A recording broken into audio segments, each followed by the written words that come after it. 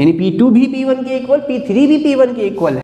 आइए दोस्तों, क्लास 11 का chapter number 9 that is mechanical properties of fluids, ये स्टार्ट करते हैं। देखो इसमें एक वर्ड आ रहा है क्या, फ्लूइड्स। फ्लूइड्स क्या होता है? मोस्ट ऑफ टाइम्स हम कहते हैं कि लिक्विड। अबे भाई, जब लिक्विड फ्लूइड एक ही चीज है तो उसको अलग से प्रोनाउंस करने की, अलग से बोलने की जरूरत क्या पड़ रही है? इसका मतलब लिक्विड और फ्लूइड एक नहीं है, फ्लूइड कुछ डिफरेंट है।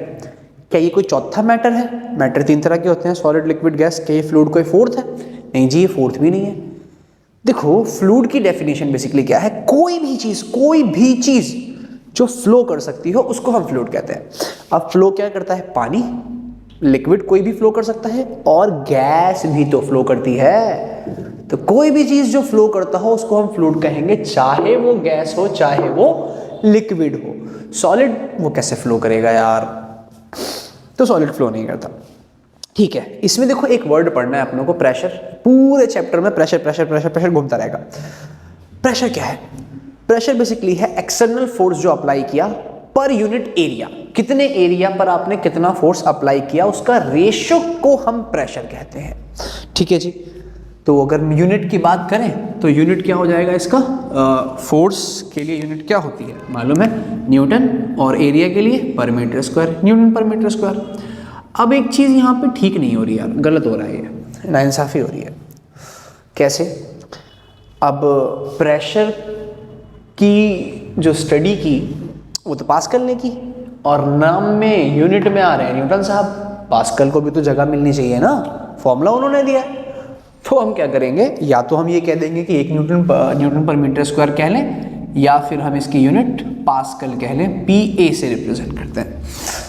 ठीक है, तो अब इस इक्वेशन को थोड़ा सा देखते हैं अच्छे से। यहाँ से क्या रिजल्ट मिल रहा है हमें? यहाँ रिजल्ट क्या मिल रहा है कि जो प्रेशर है for constant applied force inversely proportional to area है। इसको फील करते हैं थोड़ा। कभी भी आप दीवार में जब कील ठोकते हो तो जो नोकीला पोर्शन होता है वो आप दीवार की तरफ करते हैं ना, क्यों? क्योंकि देखो इस पोर्शन का जो एरिया है ये क्या है? टू स्मॉल, बहुत स्मॉल है ना, एरिया बहुत स्मॉल है।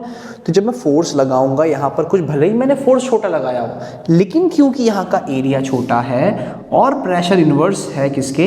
एरिया के बहुत का छोटे होने से प्रेशर क्या होगा? बहुत ज़्यादा होगा। इसी वजह से उसको वो होल करके उसके अंदर जा पाता है।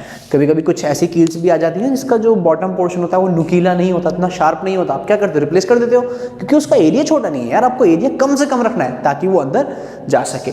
इसका उलट एग्जाम्पल देखते हैं। कैमल्स होते हैं ना, हम कहते हैं रेगिस्तान का जहाज।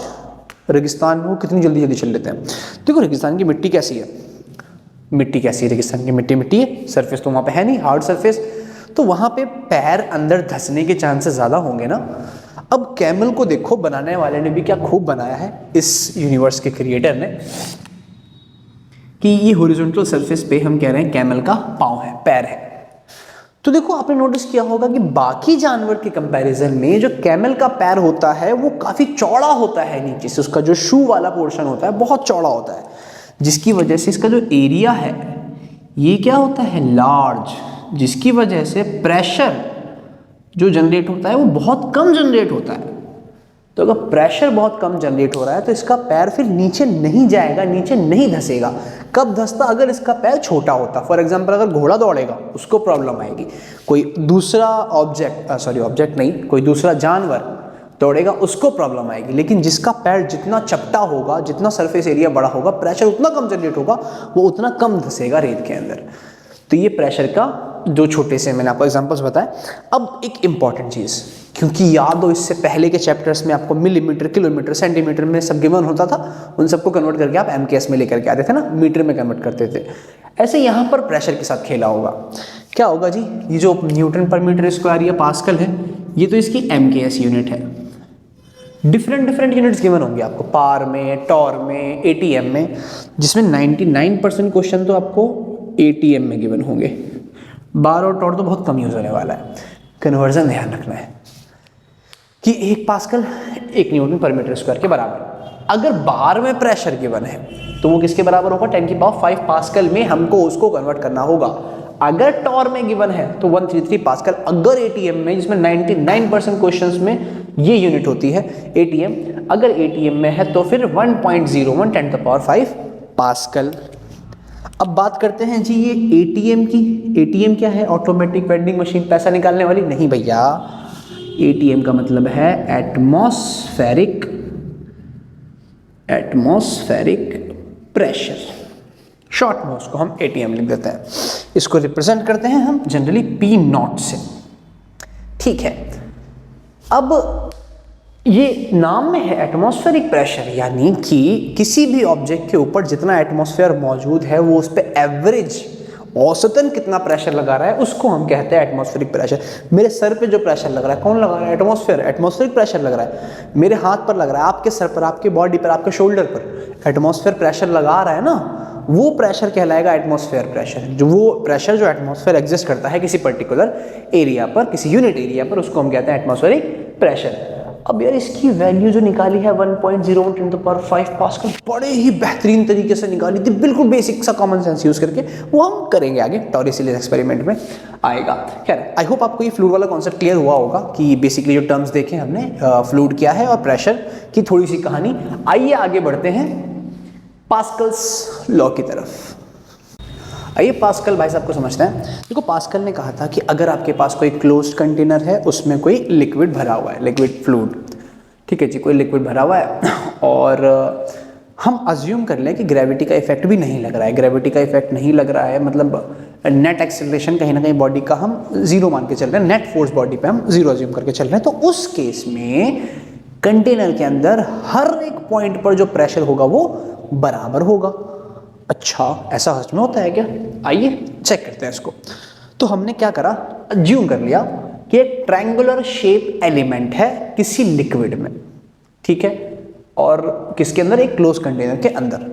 अब यार मैंने ट्रायंगुलर शेप एलिमेंट ही क्यों लिया? भाई मैं टेडी बियर भी ले सकता हूँ, लेकिन यार फिर अजीब लगेगा ना, आप उसको यहाँ का एरिया निकालो, यहाँ का एरिया निकालो, पैरों का एरिया निकालो, हर जगह का एरिया अलग अलग होगा, तो प्रॉब्लम आएगी कैलकुलेट करने में, काफ़ी ज़्यादा दिक्कत, कॉम्प्लिकेटेड हो जाएगा। इसलिए मैंने ट्रायंगल लिया, ट्रायंगुलर शेप एलिमेंट लिया, ताकि हम एरिया जो है आसानी से डिनोट कर सकें यहाँ पर, ठीक है। आइए चेक करते हैं। तो देखो जब मैंने इसको यहाँ पर रख दिया ऐसे, तो हमें मालूम है जो लिक्विड है इस पर प्रेशर लगा रहा होगा इस डायरेक्शन में, इस वाले सरफेस पे, जो से इंक्लाइंड सरफेस होगा, बॉटम सरफेस पे लगा रहा होगा ऊपर की तरफ कुछ प्रेशर, और इस तरफ लगा रहा होगा राइट साइड में इधर वाले सरफेस पे कुछ प्रेशर लगा रहा होगा। अब क्योंकि इन सरफेस का कुछ एरिया भी है, तो प्रेशर इनटू एरिया, प्रेशर का फॉर्मूला पढ़ा था ना, फोर्स अपॉन एरिया, तो फोर्स क्या बन जाएगा वहाँ से? Pressure into area. तो क्योंकि प्रेशर लग रहा है, कुछ सरफेस एरिया है, तो प्रेशर इनटू एरिया से कुछ फोर्स लग रहा होगा। अज्यूम कर लेते हैं यहाँ फोर्स लग रहा है F1, यहाँ लग रहा है F2, यहाँ लग रहा है F3, ठीक है जी। अब क्लोज कंटेनर है और हम मान के चल रहे हैं क्या? इफेक्ट ऑफ ग्रेविटी नेग्लेक्ट करके चल रहे हैं, तो इक्विलिब्रियम कंडीशन में है, अज्यूम कर लेते हैं ये इन इक्विलिब्रियम, FBD बनाते हैं इसकी इक्विलिब्रियम में। तो देखो FBD अगर बनाएंगे दोस्तों, यहाँ पे क्या लग रहा है? F3, ऊपर इथे यहाँ क्या लग रहा है आपका? F2, और यहाँ पे क्या लग रहा है? F1। अज्यूम कर लेते हैं कुछ थीटा एंगल पे। अब इस एंगल को देख करके हम भूल जाते हैं कि हम पास्कल्स लॉ कर रहे हैं।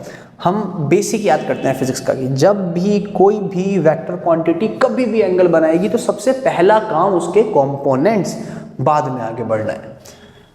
अब कंपोनेंट्स लेने में एक प्रॉब्लम है यहाँ पर कि जो ये एंगल है ये तो सर से बन रही है, हेड से बन रही है, एंगल को तो बनना चाहिए पूंछ से। तो हम क्या करेंगे, इसको पैरेलल शिफ्टिंग करके आगे शिफ्ट कर देंगे F1 को, है ना, ये आपकी हॉरिजॉन्टल एक्सिस, ये आपकी वर्टिकल एक्सिस, यहाँ पे अब ये नहीं रहा। तो थीटा अगर ये है तो वर्टिकली अपोजिट एंगल सम्मुख कोण ये भी थीटा होगा। कंपोनेंट कैसे लेते हैं जी? जहाँ पे एंगल बनाता है उसके अलोंग कॉस, तो यहाँ क्या आएगा? F1 कॉस थीटा, और उसके परपेंडिकुलर एक्सिस पे साइन, यहाँ क्या आएगा? F1 sine theta. तो क्योंकि इक्विलिब्रियम में है तो जो नेट फोर्स है x में वो भी जीरो, और जो नेट फोर्स है y में वो भी जीरो। तो नेट फोर्स अगर x में जीरो है, F नेट इन x जीरो है, तो कितने फोर्स है x में? दो ही है ना, F3 और F1 cos थीटा, और दोनों क्या है? अपोजिट है। तो दो वेक्टर्स अगर अपोजिट है, नेट निकालने के लिए क्या करेंगे? माइनस कर देंगे। तो ये क्या हो जाएगा F3 minus F1 cos theta equal to 0। तो यहाँ से F3 कितना आ गया F1 cos theta. Similarly y axis में भी नेट 0, F नेट इन y भी 0 कह के चल रहे हैं हम, तो जितना ऊपर उतना ही नीचे। तो यानी कि जो F2 है that is equal to F1 sine theta. ठीक है बच्चा, तो भाई यहाँ तक का तो हमारा जो है ठीक है समझ आ गया। F3 F1 cos थीटा आ रहा है और F2 जो है F1 साइन थीटा आ रहा है। अब हमें तो प्रेशर बराबर प्रूफ करना था ना, ये हम क्या निकाल रहे हैं यार, मतलब कुछ लिंक होना है यहाँ से, इसीलिए निकाल रहे हैं। देखो एक चीज़ पढ़ने जा रहे हैं, नहीं एरिया वेक्टर, एरिया कोई वेक्टर नहीं है, स्केलर क्वांटिटी है, लेकिन कभी कभी हम चाहते हैं कि यार काश अगर ये वेक्टर की तरह बिहेव करता और इसके पास डायरेक्शन होता तो हमारे लिए काम आसान हो जाता। तो यहाँ पे अज्यूम कर लेंगे कि एरिया एक वेक्टर है, उसके पास डायरेक्शन है और इसकी जो वैल्यू होती है वो 1 होती है, वो यूनिट वेक्टर उसको हम कहते हैं। तो देखो एरिया वेक्टर कैसे निकालना है, किसी भी सरफेस का जो एरिया होता है वो हमेशा सरफेस से परपेंडिकुलर बाहर की तरफ होगा, ये हमेशा ध्यान रखना। जैसे कि सिलेंड्रिकल शेप है मेरे पास ये, तो यहाँ का जो एरिया वेक्टर है इससे परपेंडिकुलर बाहर की तरफ, यहाँ का एरिया वेक्टर इसके परपेंडिकुलर और बॉडी से बाहर की तरफ। तो एरिया वेक्टर हमेशा कहाँ होगा, परपेंडिकुलर आउटवर्ड। ठीक है, इस बॉटल का अगर मैं आपको दिखाऊं तो इस सरफेस का एरिया वेक्टर इस तरफ, इस सरफेस का एरिया वेक्टर परपेंडिकुलर बाहर की तरफ, इस सरफेस का एरिया वेक्टर परपेंडिकुलर बाहर की तरफ, इस सरफेस का एरिया वेक्टर परपेंडिकुलर बॉडी से बाहर की तरफ। बाहर की तरफ मतलब घर से बाहर नहीं, बॉडी से बाहर की तरफ। तो इस डायग्राम में देखो 3 सरफेसेस मैंने लिए ना, इधर वाला सरफेस भी है उधर वाला भी है, उन दोनों को लिया नहीं, 3 में हमारा काम हो जाएगा। तो इस सरफेस का जो एरिया वेक्टर होगा सरफेस से परपेंडिकुलर बाहर की तरफ इस तरफ, यानी F1 का एग्जैक्ट अपोजिट। नीचे वाले बॉटम सरफेस का जो एरिया वेक्टर होगा सरफेस के परपेंडिकुलर बाहर की तरफ, नीचे की तरफ, F2 के अपोजिट। और यहाँ का जो एरिया वेक्टर होगा दैट इज A3 के अपोजिट। तो एक ना FBD हम एरिया के लिए बनाते हैं। देखो एरिया के लिए जब बनाएंगे ये, तो नीचे क्या लग रहा है A2, लेफ्ट में क्या लग रहा है जी A1, और यहाँ A1 सॉरी A3 लग रहा है ना, A3 A1 तो यहाँ लग रहा है। कितने एंगल पे, ये सेम एंगल थीटा, फोर्स के पैरेलल ही तो है। अब फिर से वही काम भूल जाएंगे हम क्या कर रहे हैं, क्योंकि एंगल दिख गया। सबसे पहला काम कंपोनेंट, ये बेसिक है फिजिक्स का, जब भी कोई ये वेक्टर क्वांटिटी एंगल बनाएगा उसका कंपोनेंट जरूर आएगा। तो यहाँ क्या आएगा, जहाँ एंगल बनता है वहाँ कॉस का कंपोनेंट आता है और उसके परपेंडिकुलर एक्सिस पे साइन का कंपोनेंट आता है। यहाँ कॉस यहाँ था और इसके परपेंडिकुलर यहाँ आया, यहाँ पे कॉस यहाँ है, इसका परपेंडिकुलर ऊपर आएगा। अब यहाँ भी वही काम करते हैं सेम, नेट एरिया वेक्टर जो है बराबर रहेगा। तो जो A1 है A3 है, A3 ये किसके बराबर आएगा जी, A1 cos थीटा के। इसी तरह से जो A2 है ये किसके बराबर आएगा, A1 sin थीटा के। चलो हमने कुछ काम करा, अब इससे कुछ और करते हैं। मैं निकालना चाह रहा हूँ प्रेशर एट 1, तो फॉर्मूला क्या होता है F1/A1।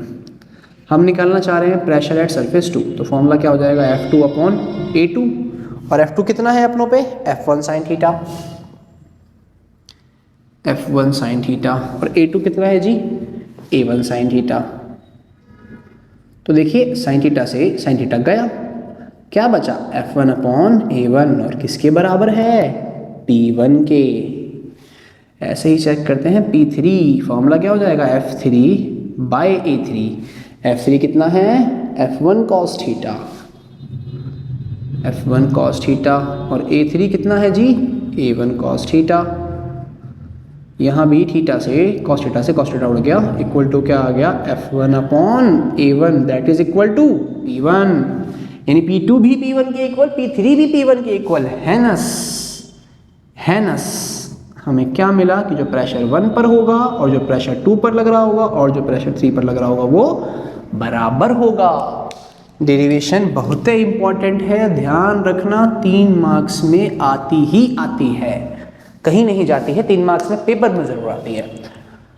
तो उम्मीद करता हूं कि आपको पास्कल्स लॉ क्लियर हुआ होगा, उसका डेरिवेशन क्लियर हुआ होगा। कोई भी फिर भी डाउट रह गया है तो कमेंट सेक्शन में ज़रूर बताइएगा। हम पूरी कोशिश करेंगे कि नेक्स्ट लेक्चर में उस डाउट को क्लियर करके ही हम आगे बढ़ें। तो इतना करते हैं बच्चों, नेक्स्ट लेक्चर में मिलेंगे हम variation of pressure with depth के साथ।